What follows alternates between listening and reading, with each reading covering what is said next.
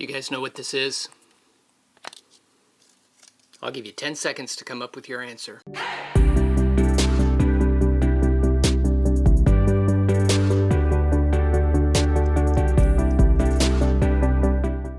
Okay, so if your guess was a roll of photographic film, you would be correct.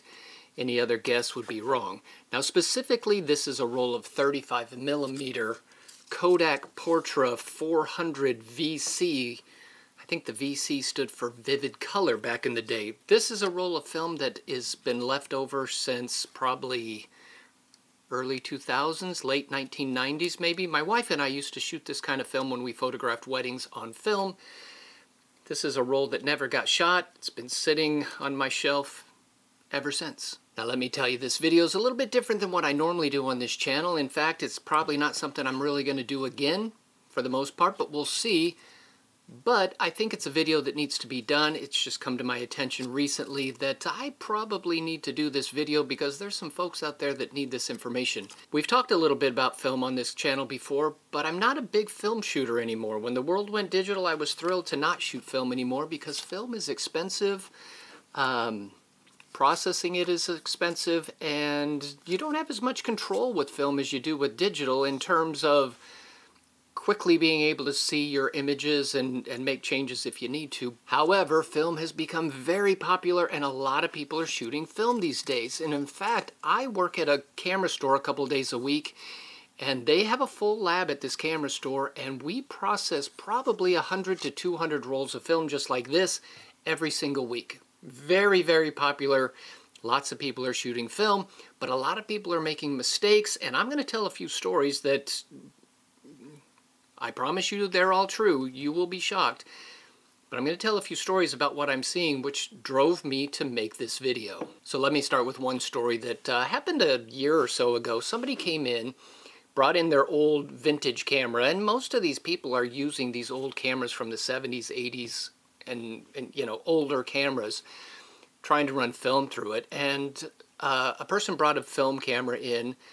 I think it was a Canon AE1, to be honest with you, which is a very popular camera these days, and said, I think something's wrong with my camera. Every time I use it, shoot a roll of film through it, I don't get any images on my film at all. So I sat there with them for, I don't know, 5-10 minutes going through the camera. It seemed to be working. The meter was working. The film was going through. It was, shutter speeds seemed accurate. Could not figure out what was going on.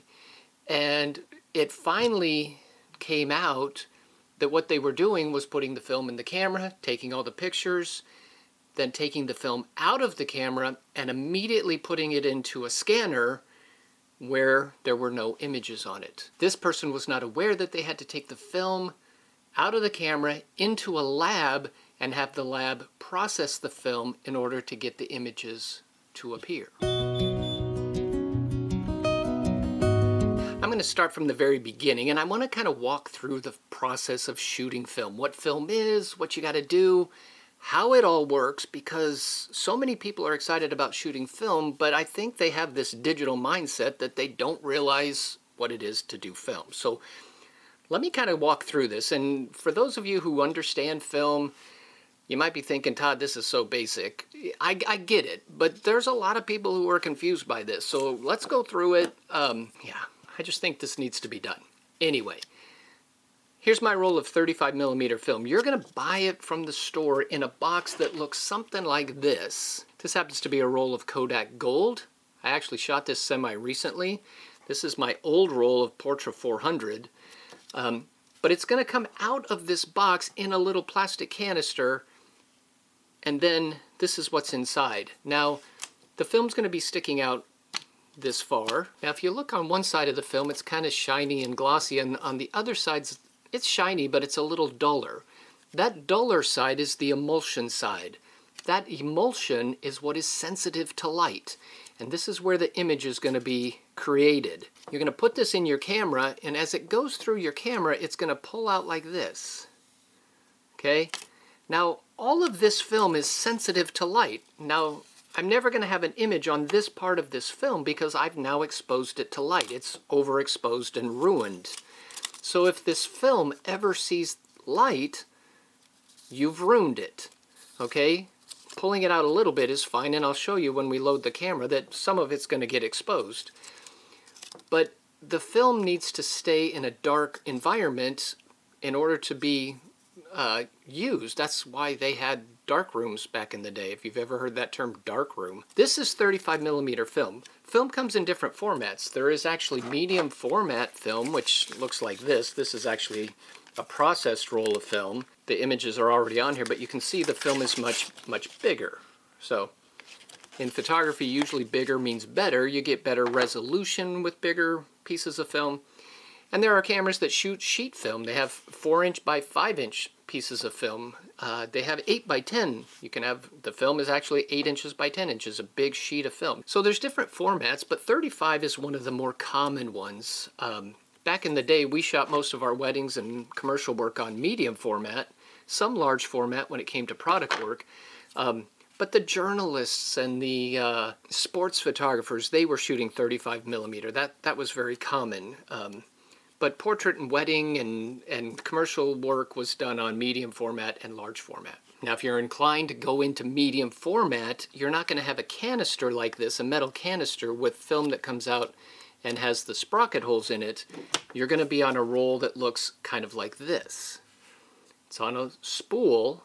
It's got a piece of paper that comes out, and it's going to come out like this. Now, the roll of film is going to be taped inside this black lined paper, and it goes through the camera like that. Now, the difference is when you get done shooting 35mm film, we're going to wind it back into this canister, where this is literally going to go from this spool to another spool. And when it gets to the end, this happens to be a roll of Portra 800 film. This is what it looks like on the already been exposed side. And there's a little tab on it. So you fold that tab under, put it down, you keep it tightly wound, and this one has lost it, but usually there's a little tab here that you can lick kind of like an envelope and stick this down so that it stays shut. Because if this paper comes loose, you know, and it can get loosey-goosey like this, light will come through there and fog your film and expose, you know, it'll expose the film and ruin it. We actually had a roll of film sent to the lab to be processed, roll of 120, never stickered down, loose in a box, and mailed to us. Now, did that film get fogged? I don't really know, but it was a huge risk to send it in like that without securing it so that the film would not be exposed to light.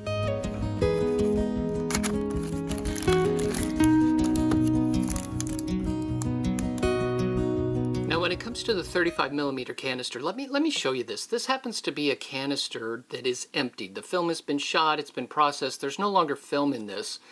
But I want to kind of pull it apart and show you what it looks like on the inside so that you get a sense of what we're talking about here. Obviously this canister is now ruined, it can never be used. But there is a spool inside here that you can see what little is left of that piece of film that is connected to the spool. So as it's going through, you know, it's pulling out, you can see the little spool in there, okay?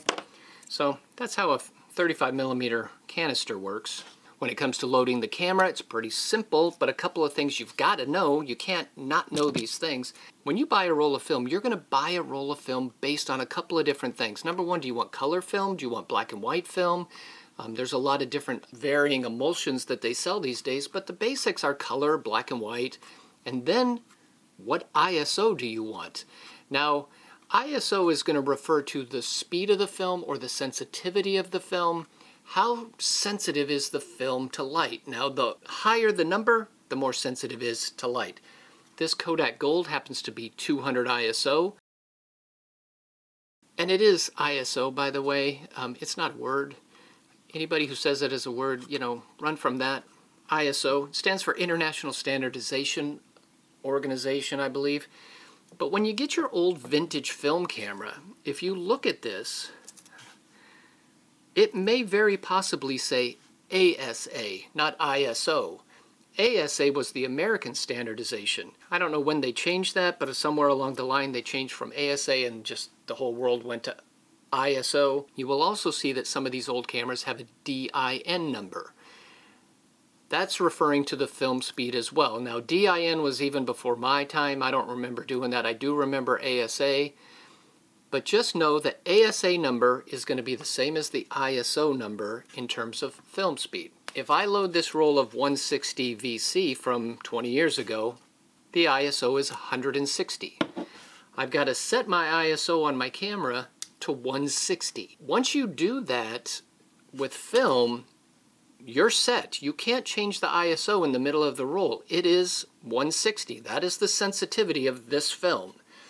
If it was 400, you'd set it to 400. If it was 800 speed film, you set it to 800. Whatever the ISO of the film is what you've got to set on your camera. Now, when it comes to loading the film, every camera is a little bit different, of course. If you don't know how to load your camera, find somebody who knows how to load it and have them help you the first few times. Because loading the camera is hugely important. I've seen many people come in where they loaded the camera incorrectly. The film never goes through the camera. They think they're taking pictures, but they're really not. They bring the film in for processing and there's no images on it. Well, I don't know what they did wrong, but somehow they did not load the camera correctly. Now, loading this camera is fairly easy. It is an FTQL. The QL stood for quick load. It's got this little extra door here that helps me load it. When it comes to 35 millimeter, one of the neat things about 35 millimeter film is you got these little sprocket holes. I don't know if you can see that very easily. And those sprocket holes need to grab the teeth that are on the spool on the right hand side of the camera.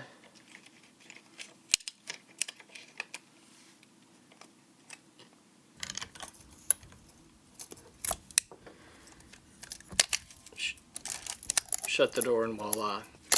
Now once you put the film in there, you will see there's a counter somewhere on the camera counting which image you're on. In this case, there's 36 exposures on this roll. Most rolls of 35 millimeter are either going to be 24 exposures or 36 exposures. This one happens to be 36. But when I put that film in there, I've got to get that counter to number 1. So I'm going to fire off a shot, which isn't a real picture, because remember, we pulled that film out. That part was exposed to the light. There's not going to be an image there. And then I'm going to crank to the next shot. And I am going to get to number 1.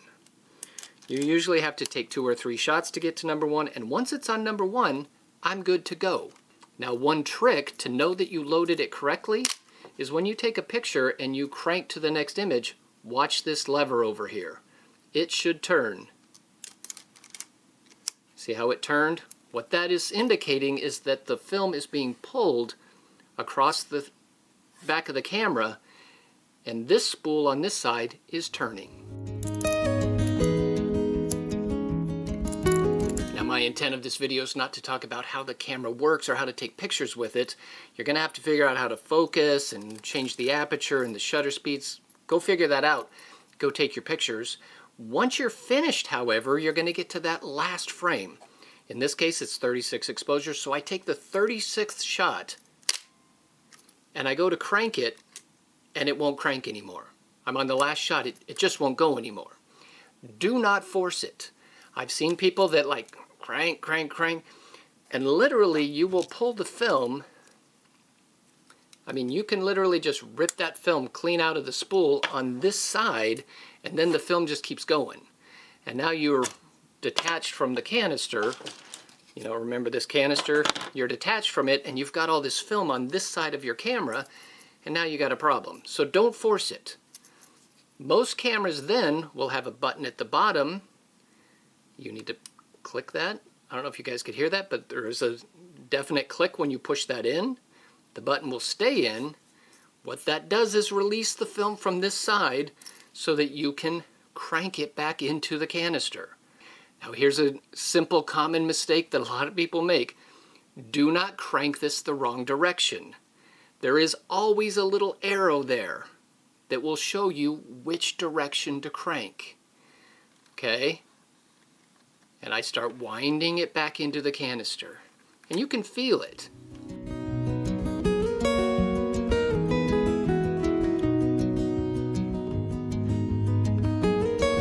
Now, as was talking to somebody at the store the other day who had some film that they had processed. When I went to get their film for them, the lab had made a note on their little envelope that the camera had a light leak, or somehow the door had been opened while the film was being pulled through.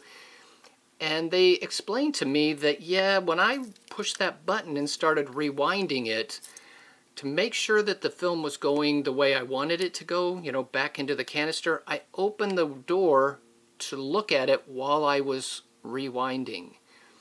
And I had a light right above me, and I could see the film, and I knew it was rewinding back into the camera. Maybe that was the problem. That was the problem. Now, we had another customer at the store who rewound the film backwards. Now, when you do that, you create different issues. I've seen film that actually gets bent in there. It gets jammed up.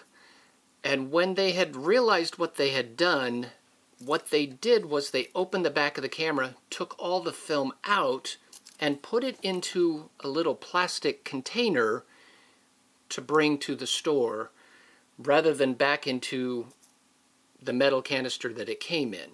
Now, of course, once they did that, all the film was exposed to light and ruined, and they brought it to be processed and were surprised that it's now ruined. Unfortunately, those were some very important family photos on this European trip or something they took, so amazingly unfortunate that they didn't know that. Now, once you've rewound the film back into the canister and rewound it the correct way, you are safe to open this door. Once you open the door, there's the canister. And if you notice, the film is now all the way back in the canister. Not sticking out anymore. And I would highly recommend that you wind it all the way back in there. If it's sticking out this much, I'm easily confused as to whether I shot this roll of film or not, and I might end up putting in my camera again and shooting it a second time, which of course I'm going to have double exposures and all kinds of craziness. Roll it all the way back into the canister. Once it's safely back in the canister, I now have to take this film to a lab and have them process it. Now, here's a quick little plug. I'm not sponsored by these guys, but as you know, I've talked about them before. Spartan Photo Center is an amazing little photo store here in South Carolina. They've got a full lab. They've got a relatively new, and like in the last year, they bought a brand new C41 machine. C41 is referring to the process that it takes to process color negative film. So if you're shooting color negative film, it's C41 process. Spartan Photo Center has a brand new machine. They run film nearly every single day. So the turnaround time is rather quick. I believe it costs $7 to process a roll of 35 millimeter film, which is really pretty decent. If you process it for every 7 rolls, you get the 8th one for free. So I mean, it gets expensive, but it's a good deal. You're not going to find a better deal than that, and you're not going to find a better turnaround time than that. If you're not in South Carolina, mail it in. You can go to SpartanPhotoCenter.com. You can get all the information you need to send it in, and yeah, good to go.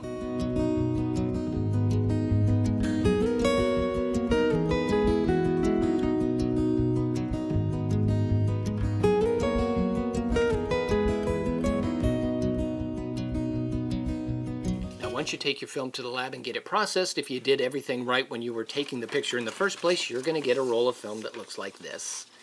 It's going to have a bunch of images on it. Let me hold it up in front of a white. I know you can't tell what the pictures are of, but can you see each individual shot that I took on this roll of film? Okay. This is a processed roll of film. It's safe to be in the light now because it's been processed and it's good to go. And once you get to that stage, you're going to have to decide what you're going to do with this. A lot of people these days are taking this processed film and having each individual photo scanned digitally. That would give you a digital file of each image. You know, traditionally before digital came along, you would take this image, put it into an enlarger, and you would expose a piece of photographic paper to make a print. That would have been done in the darkroom. There are still people that are doing that. Spartan Photo Center doesn't do any that would be called like a wet process printing. They do everything digitally on inkjet printers. That process is phenomenal these days.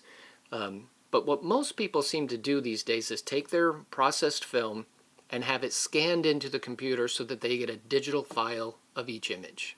All right, guys, so I hope that helped a little bit. I don't know if I skipped over everything. I wanted to kind of get the basics of film photography and what you got to do and what you got to expect and how it works. I know it seems trivial, and I know a lot of people are like, Todd, we all knew that. Listen, I know most of you know that, but there are a lot of people who don't know that, obviously. We've got a lot of stuff coming through our store that, you know, that people just didn't know, and they didn't know to ask. So that's why I made this video. So if you've got comments, questions, or complaints, as always, put them in the comments section. I love hearing from you guys. If you could leave me a thumbs up, I'd appreciate that too. If you're embarrassed by watching this and saying, hey, this really helped, I didn't know that, but you don't want to admit it, you know, hit the subscribe button, hit the thumbs up, and I won't tell anybody you watched it. It's all good. I love you guys. I'm not pointing my fingers at anybody. I'm not trying to make fun of anybody. But I know, you know, you just jump into film because you think it's cool and trendy and it's big right now. But there's some basics you got to know. It's a little bit different than digital. So anyway, guys, hope it helped. Thanks for watching. I will see you guys in the next video. I haven't got my studio back yet. I'm still sitting on my bed.